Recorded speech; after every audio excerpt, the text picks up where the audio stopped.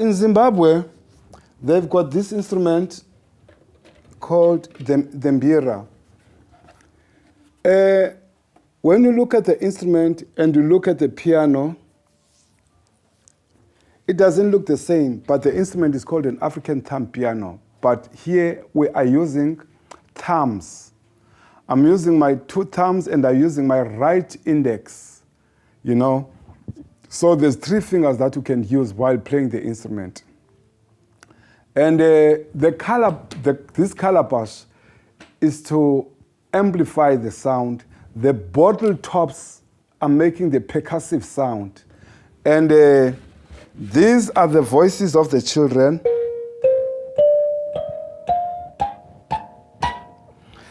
These are the voices of the ladies. The male voices. Now I'm going to put together all those voices. They're going to sing one song.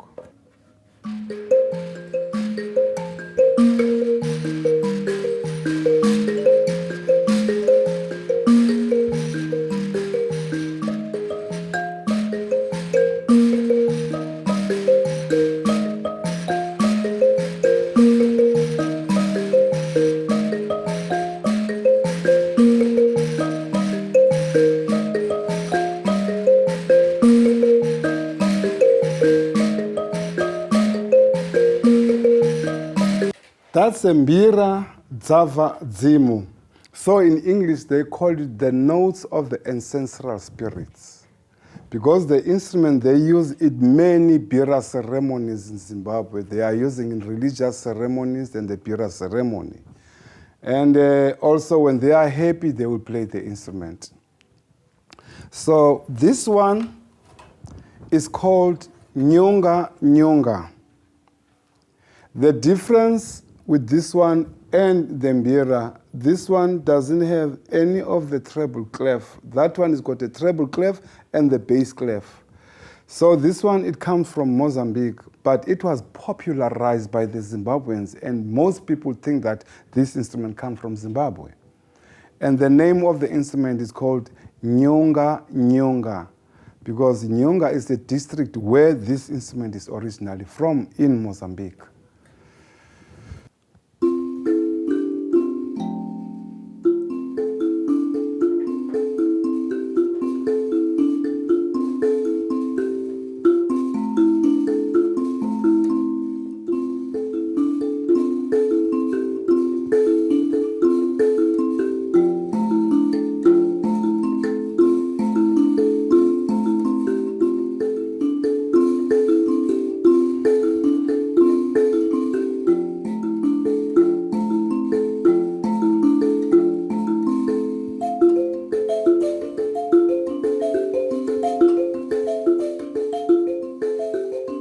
Nyonga nyonga, Mozambique. Now, let me play the percussion. Percussion is a very important instrument amongst all African musicians that are playing percussion. A percussion, it adds the beautiful sound into the sound that you are playing. When you play a drum, you need something percussive, which is this kind of instrument. I just want to tell you more about this instrument in front of you. The name of this instrument is called kayomba. I found this instrument in 1985 in an island called Ilha de la Réunion. I was invited there to go and perform with my band. And I fell in love with this instrument. In so much that I bought 4 of these instruments from them. And then I went back home in Pondoland. When I was home in Pondoland, I found the reeds that are similar to this one, but the Pondo reeds are more stronger than this one from Ilha de la Réunion. But now I want you to listen, and then you can differentiate the sound of the two, because it does not sound the same. This is a very lighter reeds. When you hit with your thumb, it sounds like a drum. But on this one, it's very hard because inside I put all those glass beads that are very strong and percussive. So I'll start by playing this one.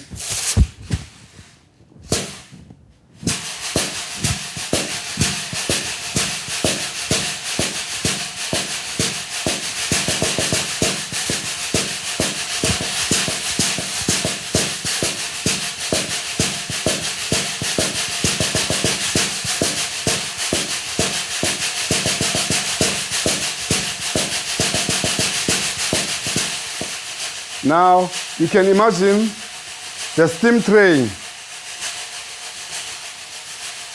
Why most African people are so interested in music, especially the percussion. When you listen to anything that goes past by, we always like to imitate.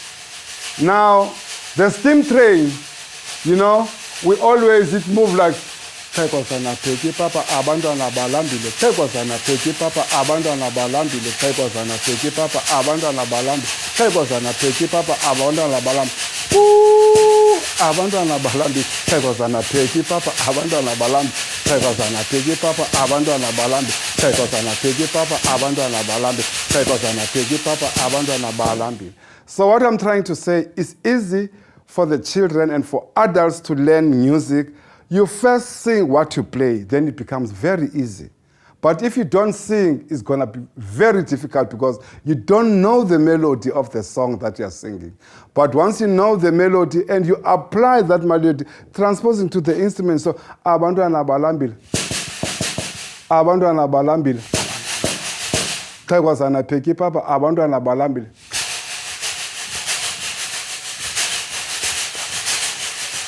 Papa, Papa, and it's a steam train, how it moves. So we were trying to imitate that because it was the first time for us to see the train. When we saw the train, the whole village, we all ran away because we thought that what a big snake, you know.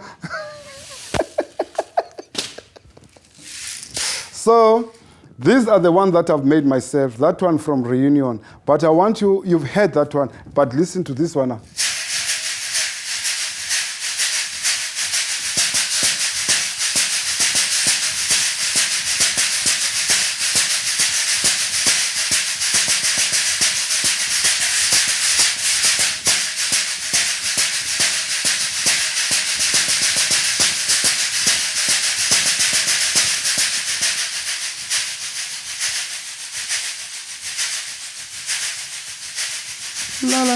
Lalangwana, yeah, hala, oh, oh, oh, hala, yeah, lalangwana, yeah, hala, oh, oh, oh, hala, yeah, lalangwana, yeah, hala, oh, oh, hala, yeah, Lalangwana, yeah, hala, yeah, hala,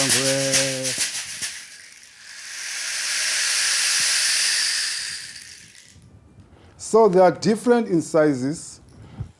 You've got the medium one, and then you've got the large one. So these, if 10 people have to play this, they don't play the same thing. Even if 3 people play this thing, they don't play the same thing. One would play maybe in threes, like 1, 2, 3, 1, 2, 3, 1, 2, 3, 1, 2, 3, 1, 2, 3, 1, 2, 3. The one that follows this one is not going to start on 1. It's just going to start after 1. So it's going to play in twos, like against the first one. 1, 2, 3, 1, 2, 3, 1, 2, 3, 1, 2. This one is in twos. So it becomes a polyrhythm now. 1, 2, 3, 4, 5. 1, 2, 3, 4, 5. 1, 2, 3, 4, 5. Others, they won't also be playing this. You've got 1, 2, 3, 1, 2, and ta-ta, ta-ta. And the others will play.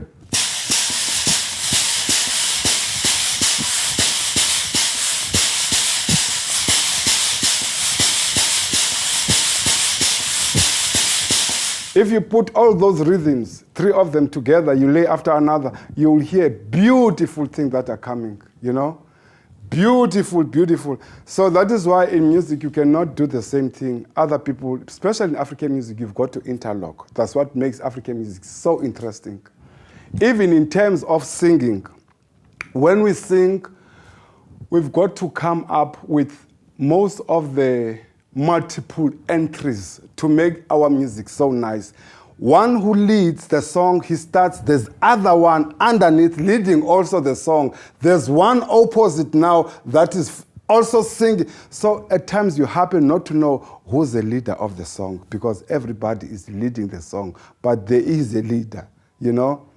For instance, most people, they will ask, why do you have these rondavel houses? Because we wanted to have the sun right through the day. If you go in the olden days rondavels, you know, there will be windows because of the sun come from that side. There will be sun coming. So when the sun is on top, also there are windows. When the sun sets, there's also another sun again. So the sun rise all over the whole day. And that is why our music is also cycling, you know, because of the round houses. Everything that we do it in a circle. Well, these are shakers, I would say. In Zimbabwe, they call it hosho, you know. Why is they call it hosho? It's like hosho, hosho, hosho, hosho. We name the instrument because of the sound it makes. Now, I'm going to demonstrate. I was playing in 3s there. So if I say, here's my one, 1, 1, 1. Now I'm gonna play 2, 3 with my right. 1, 2, 3, 1, 2, 3, 1, 2, 3, 1, 2, 3, 1, 2, 3, 1, 2, 3, 1, 2. And then now I always ask people while they are doing this, they've got to sing. Now this is just a exercise for 1, 2, 3. Now if I have to play the full rhythm perfectly without doing this, it will sound like 1, 2, 3, 1.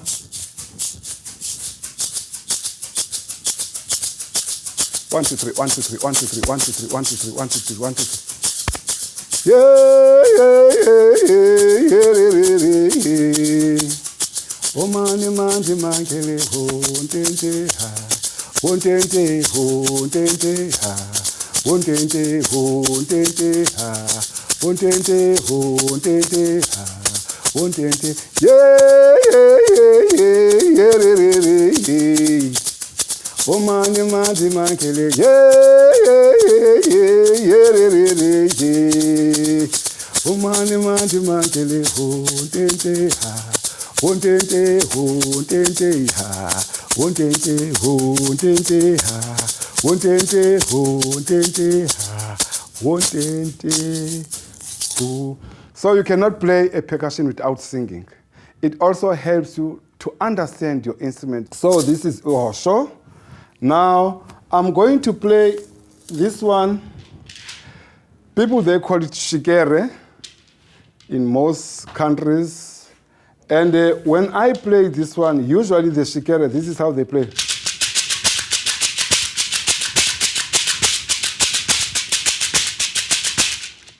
But I found and I created my own way of playing, like.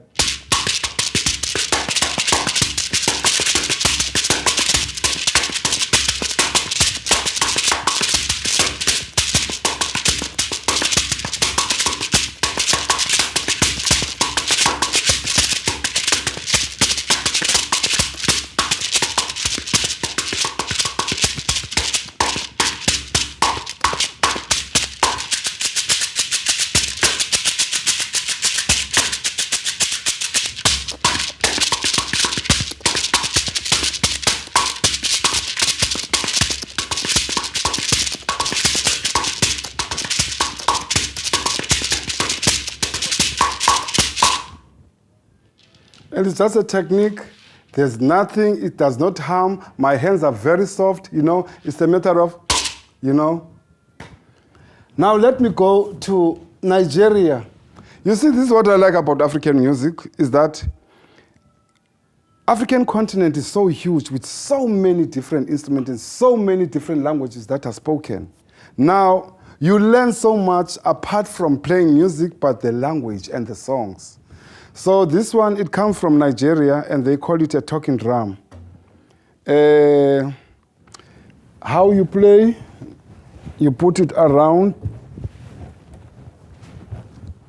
your shoulder, and then this hand must be a little bit loose so that you can play like.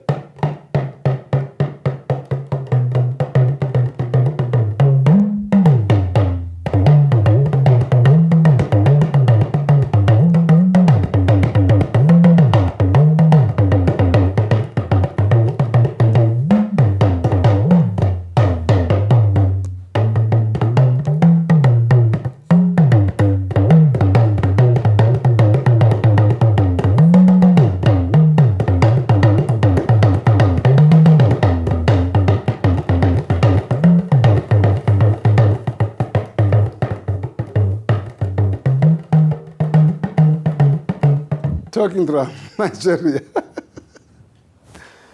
Well, with this instrument, I don't know how long it's been around, but the only instrument that I really know that it's been around for quite some time, I was very shocked about this instrument because we South Africans and the world, we started knowing the djembe maybe 40 years, and this one has been around for over 2,800 years. This.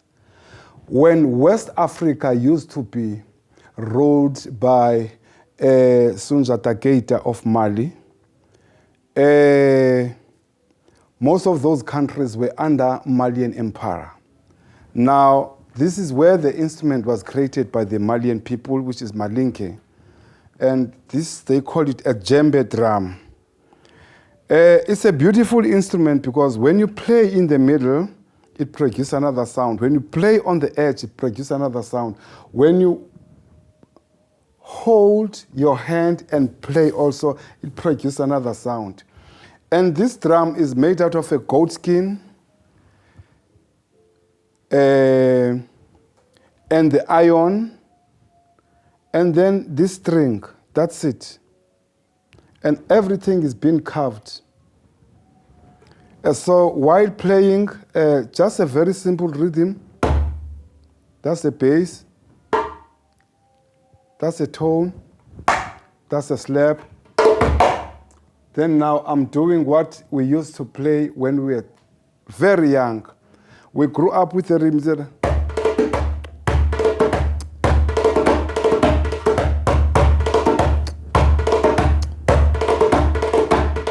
So we used to say, put cutters in, put cutters in, put cutters in, cutters in, cutters in, hey, put cutters in. So it's nice to learn a drum by saying something. For instance, if I'm saying to the students, pem pem pem patapete uza, patapete tuku tuku pri pam pum pam pra, they will play.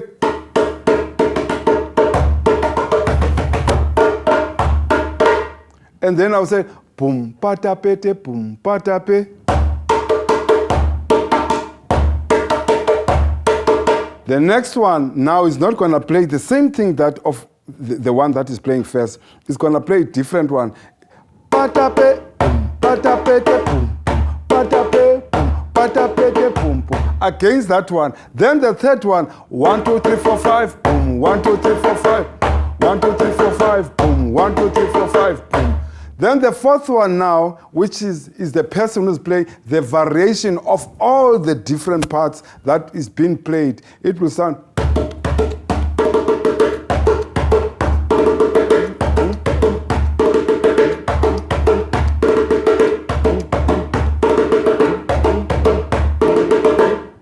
You can do so many things with the djembe, but the perfect way to learn the djembe is by learning like bass, tone, waffle, slap, bass, tone, waffle, slap.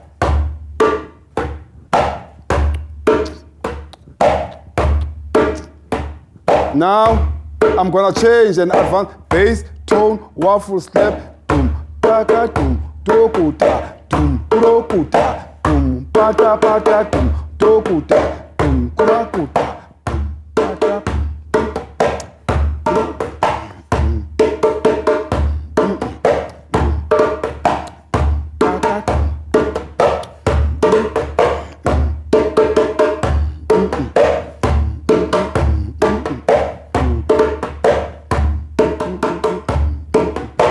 are so many, but this is the total, there's no other basic of djembe than that one, because now with that rhythm, you've got the bass, you've got the tone, you've got the slap, you've got the waffle, you've got the slap, you've got the triple, you've got everything.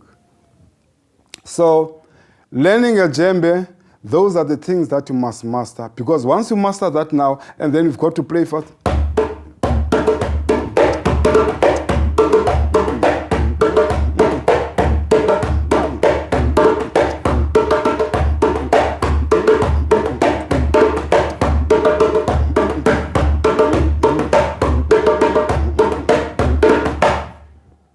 And then also because of the skin is very tight, you don't need to play like, your hands must be here. And it's not, there's nothing that I feel, it's a matter of a technique. Slap, slap.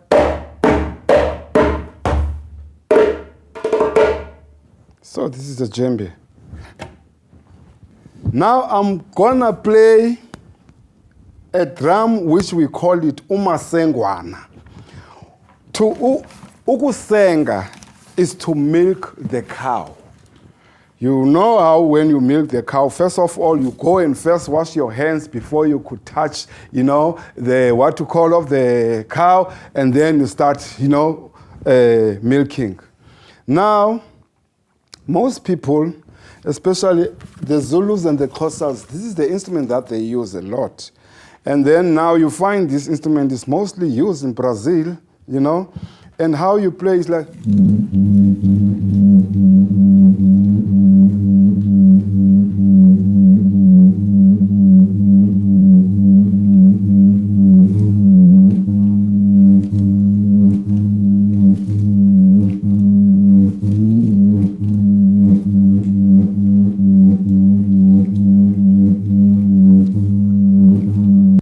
Umasengwana is not a drum that is played alone.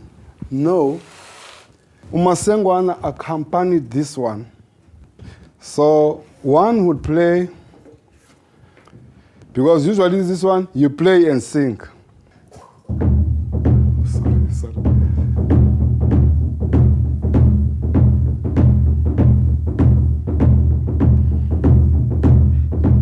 Kaukangele jiahu, wo kaukangele jiahu, kaukangele jiahu, wo kaukele jiahu, wo kaukele jiahu, kaukangele jiahu. So this one,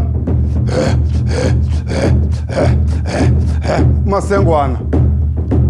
So the dancers now, they will dance like nobody's business, because there are two drums playing, and people singing. And when they are playing the drums, if you can check my right hand,